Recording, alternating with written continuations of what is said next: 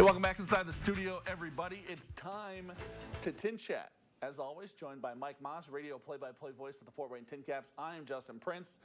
And Mike, it's good to have baseball back after a little bit of a quiet week last week for us to talk about things. But we're certainly not lacking on things to talk about this week. The TinCaps, Mike, they've continued their hot July. They've played well here since the All-Star break has finished up, and they're 4-2 since we last talked. And 4-2 on the road. On the road, yeah. And I was going to say, we've talked about that a little bit. They're better away from Parkview Field, it seems like, but still, 4-2. That's a great start here after this All-Star break. And it's just what the doctor ordered. Yes. You know, after that tough first half where seemingly almost nothing went right, the bounces are going the TinCaps' way pretty much here in the second half after the 2-8 start to the half number 2. But they've been playing better baseball lately. Since we last talked and saw each other, they took 2 out of 3 in Dayton. They've taken 2 out of 3 in this 6-game series at Peoria, with games yet tonight, Saturday night, and Sunday afternoon. And there's, hope springs eternal. The team's hitting the ball a little bit better. One person in particular we'll talk about shortly. Pitching for the most part, except for a tough night for Robert Gasser a couple of nights ago in Peoria, has been okay. And it's the time to shine. It really is, and they've been playing well. They've certainly found whatever it was that they needed to find because they have been playing some very good baseball. So going back to that last series with Lansing that they had here at home, Mike, they have won 8 of their last 12. They took 4 of 6 against Lansing. Obviously, you said 2 of 3 against Dayton, 2 of 3 so far against Peoria, which is exactly what Brian Esposito has said that he's wanted to do so far this second half. And shades of what happened the first couple of weeks of the season, way back when in April when they started the year, 1-2 at Dayton, and 4 out of 6 at home against South Bend, 5 out of 6 on the road at Dayton, and they were 10-5. Unfortunately, then the roof caved in when they lost 23 of the next 29. But that'll happen. They have come back since. And one of the nice things I like about Brian Esposito, he's instilled a quiet confidence in that ball club. Yeah. Both in the locker room and on the field. They're acquiring this we're not going to give up attitude no matter what the situation is. And that's been evident on the road trip itself. I mean, heck, Mike, they're only a couple games away from being 500 here at 15-15 in the second half. And that's what we talked about last week, that if the TinCaps could take 6 out of the 9 games on the road, they would be at the 500 mark, heading into what will be an important 6-game homestand next week against South Bend. Yeah, we'll talk about that in a minute. Yeah, but they're playing better. They're getting some good defensive play, getting some timely hits, and also they were bolstered by the welcome back party, highlighted by a big home run last night. Speaking of timely hits and welcome back, Joshua Mears back with the ball club after a couple of months of working on his game down in the Arizona Complex League. You've gotten a lot of questions about when he was going to be called back up. I know a lot of people have been wondering when he was going to be called back up. Well, guess what? He's here. Now, Mears, again, did struggle when he first got back with the club. He was heading into the 8th inning last night, 1 for 12, 10 strikeouts, which unfortunately we saw a lot of. But, Mike, it's like that scene from Dumb and Dumber, and then you totally redeem yourself. He hits that 3-run decisive home run that gives the TinCaps the lead. Obviously, they're able to tack on a couple of runs in the 9th, but good to see the big man hit the ball and hit the ball hard. Hit the ball hard. 2 outs in the inning at the at-bat.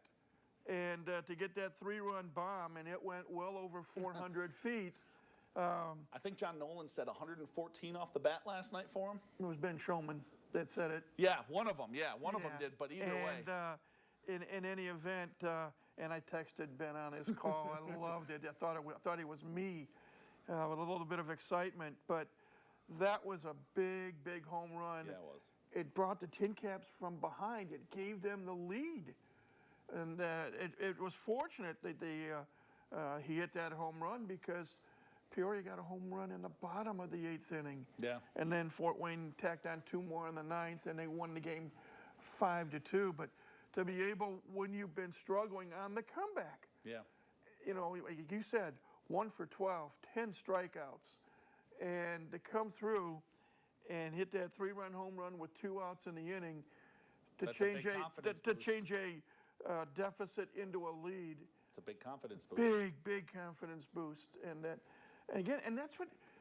Not only did Maahs do that last night, and we talked about it the last couple of weeks.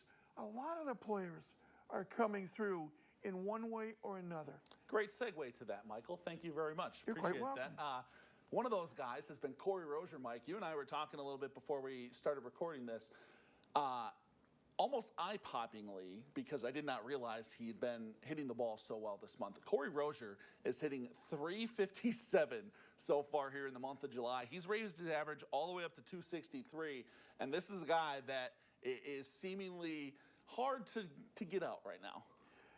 Yeah, he's 7 for 12 in the series against Peoria alone. And yeah, when you were talking about some of the numbers, 25 for 70 for the month. 2 homers, 12 RBI, 9 stolen bases. He's Stupid doing numbers. everything you want. And a lot of his hits. We talk about Maahs with the clutch 2-out, 3-run homer last night. A lot of Corey Rozier's hits are coming in critical times in the ball game. Yeah, they are. Late in the ball game or 2 outs in the inning when you need that hit. It's something that TinCaps have been looking for all season long. In the month of July, Corey Rozier's been delivering. Yeah, he has. So that's a good sign. And, you know, we get the questions all the time. How long will Robert Hassell be in a TinCap uniform? Well, shoot, at this point, how long is it going to be We Corey don't know. Rozier's going to be? Now you got to think about Corey Rozier. I know we'd love to see him here for a hopeful playoff run, but who knows? But either way, Mike, speaking of playoff run, another great segue here. It's like, you know, I know what I'm doing with my job or something like that. But Surprisingly. I know, right? Next week, a big week for the TinCaps if they want to make a playoff push. Obviously, South Bend comes to town, rival South Bend. Going to be a big week for the TinCaps. South Bend right now currently battling Wisconsin for the top spot in the Midwest League West. Well, the TinCaps, in one way, can play the role of spoiler. Yeah. And in another way, they can continue on their quest to run down eventually West Michigan. There's still 6 more games that those 2 teams are going to play at Parkview Field. Yeah.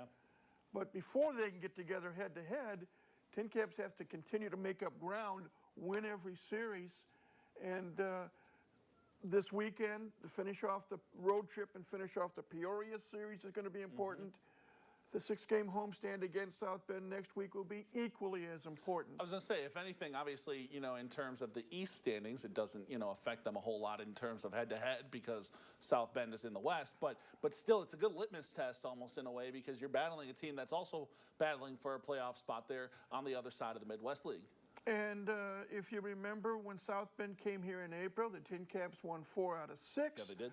When the TinCaps traveled to South Bend later in the year, it was the Cubs that won, was either 4 out of 6 or 5 out of 6. So that revenge factor, and it happens with all athletes regardless of the sport. When you get beat by somebody, you want another crack at them. Yep. And that's what the TinCaps are looking forward to next week once they finish off this road trip and this weekend's play over in Peoria, Illinois. Yeah, regardless, still looking like a fun last few weeks. 18 home games left for the Fort Wayne TinCaps already this year. Hard to believe we've only got 3 series left downtown at Parkview Field, but hopefully we're talking playoffs here, you know, by the end of these 3-4 weeks. But that's going to do it for this edition of TinChattin. As always, he is Mike Maahs. I'm Justin Prince. Elijah and I will be back with more in the locker room right after this.